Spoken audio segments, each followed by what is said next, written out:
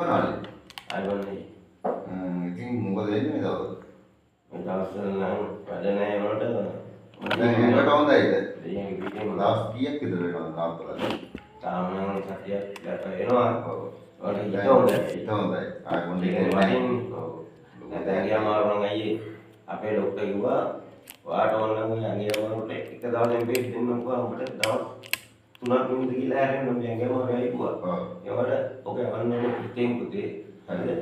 ඒකින්ද හිතෙන් යවන්නත් එක තමයි මේ දෙන්නේ. එහෙම කියලා බේත් දෙන්නේ අඩු වෙනවා. ඒකට තමන්ගේ හිතේ තියෙන්න ඕනේ නවත්තන්න ඕනේ කියන අවස්ථාවක්. අනිවාර්යෙන් නැත්තම් අමාරු නවත්තන්න. ඒක මම දෙකිනෙම දන්නවා. අවුරුදු 15ක් නේ ඉවන්නේ. අවුරුදු ඔයකට අවුරුදු 15 කිව්වද? 15යි. අම්මෝ මොනවාද දැන් හරියට. මොකද තියෙන්නේ?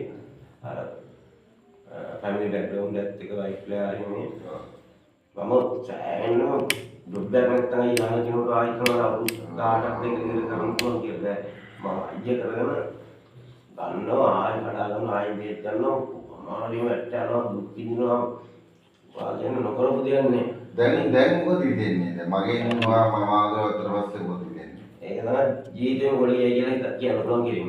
මොකද නෙමෙයි. මොකද ඇඟේ විතර නෙමෙයි වාගෙන අදහස්වලින් මනසයි ක්ලියර් වෙන්න ඕන. මම කිව්වනේ කලින් ප්‍රසිද්ධ ડોක්ටර් කෙනෙක් කිව්වේ බේ උඹලා මාළු පමාරු හරිද? උඹට ඒක වෙනස් දෙන්න දීලා දවස් 4ෙන් හැරෙන්න. එතකොට මේ ඇඟම අඳුරපුවා. ඒ පවුදාටම ගහනවානේ. අන්න ඒක වැඩන්නේ. යාළුවෝ ගොඩක් ඉන්නවල් සල්ලි ගන්න ඒක වට රවට්ටෙන්න එපා. හරිද? ඒවට ඒගොල්ලෝ කියන එක ඇත්ත කියන්නේ අමාරු වෙනවා. හැබැයි මනසින් යවන්නයි ඔයගොල්ලෝ වගේ ඇත්තම මේ channel එකක් කරලා මිනිහ ගීතර ආදරෙන් දෙන දේ සෑහෙන වටිනවා. දන්නවා. ඒක කියන්නේ වෙන්නේ දැන් මට මාසයක් කියලා කරාම මගේ ඇඟේ මට වතුන ඒ පවුදම හිතේ තියෙනවා නේද? අන්තරාල් කීනේ අය දැන් ඒකේ ඒකේ කුල්ලා හරි ඒ දෙන කිට් එකම කුල්ලා මල් කාලාවෙන් කල්යන කුඩු ගහලා ඉන්නේ අවුරුදු පුරුතාපණ කියන්නේ නේද? අයියෝ ඒක කියන්නේ මලාපන මලයි කරන්න මල්ලි කවුරුනොත් පුරුතාපන ගිහිල්ලා ඉඳලා එන්නේ තව දෙයක් පුරුදු වෙලා. අන්න ඒ මොකද කරන්නේ නෑ ඉතින් නැත්නම් ඒක තමයි. ඒවා තාවුදා වෙනසක් කැලිකිනාට ආඩ ගහලා බලලා උරන් දාන්න ගන්න පුළුවන්. මේව ඒතකොට පුරුතාපන මොනවා කියන්නේ අවුරුද්දක් ගියොත් එම අවුරුදු නොබී ඉඳලා එයි. ඔව්. ඒ උගරායකම නෙමෙයි. දැන් අයි හරකෙක් ඉන්නවා. හරකව ගැට දානවා මීටර් 3ක් තමයි.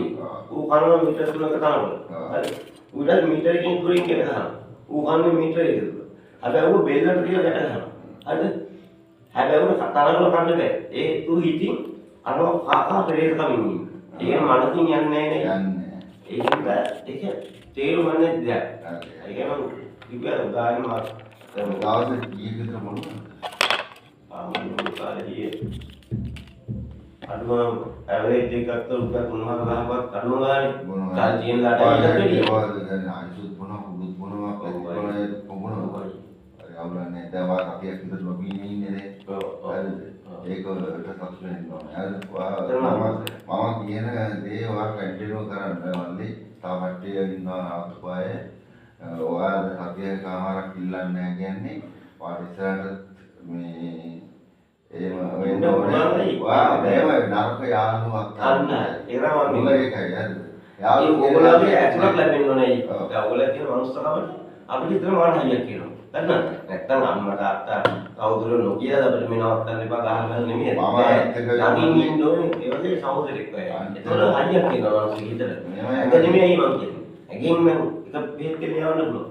මනුස්සගේ මනස හිත කියන්නේ ඒක හදන්න පුළුවන් කෙනෙක් නම් ඕගොල්ලෝ අන්න ඒක වඩා වටිනවා. ඒක තමයි මම කරපු දේ මන්නේ මම පත්තිසෝ YouTube channel එකක් කියලා පටන් ගත්තා. මම සල්ලි බලාපොරොත්තු වෙන්නේ නෙමෙයි. මම උතරවා හරිද? මම මගේ ගානේ තමයි මම විලෙන් කරලා මම මන්නේ උදව් කරන්නේ. මම දෙන්න තුනෙක් ඉන්නවා දැන් හොඳයි දැන් උතර ඉන්නවා. ඒගොල්ලෝ ආපහු ගෙවල් වලට ගියාම ඒගොල්ලෝ මට මාරු විදිහට පින් කරනවා. හරිද? මම කිව්වා මම උලක ආදරේ නෑ. වාගේ ඉතේදී ඒවා හිතුවා නම් ඒ ඇති. වාගේ තමයි 90ම මේ තියෙන්න ඕනේ ආතල් ඕනේ කියන හිතේ. මම කරන්නේ පොඩි දෙයක් වගේ. ඔයගොල්ලෝ හයිය වටනවායි. අර මම දන්න අවුල් 15 ඊට මම දන්නේ නැද්ද බබෙක් නේ. උඩේ අත්දැකීමයි මට තියෙනවා. මම තාත්තයි ගම ගෑන් පාත් අම්මා කඩුවිල දැන් ඉන්න අතුරුගේ හොඳම සමාධියයි. එහෙම බැරි විදිහට මට ඔය පුළා මුනේ ඔයලා තියෙන මනුස්සයව ඉන්න. හිතෝනේ ඉන්න. අන්න. ඔයාලට උනාත් තියෙනවා. අපි දෙයක් කරමු අපි තාම සල්ලි දෙන්නවත් අයියාට. සල්ලි නෙමෙයි අයියට එක. අද මාගෙන් මඩ විදාලා පිට්මි දම්වලකින් ඉඳලා අපර කන්න මුන් දීලා බෙහෙත් දීලා මාව බලන්න මේ මම කවුද? අන්න ඒකයි ඒක. මට නම් හිතේ. බෙහෙත් නම් ඇයි ගෙදර උතරන් දෙන්නේ. හරිද? මෙමය මල්ලි බුදු බොන පවුල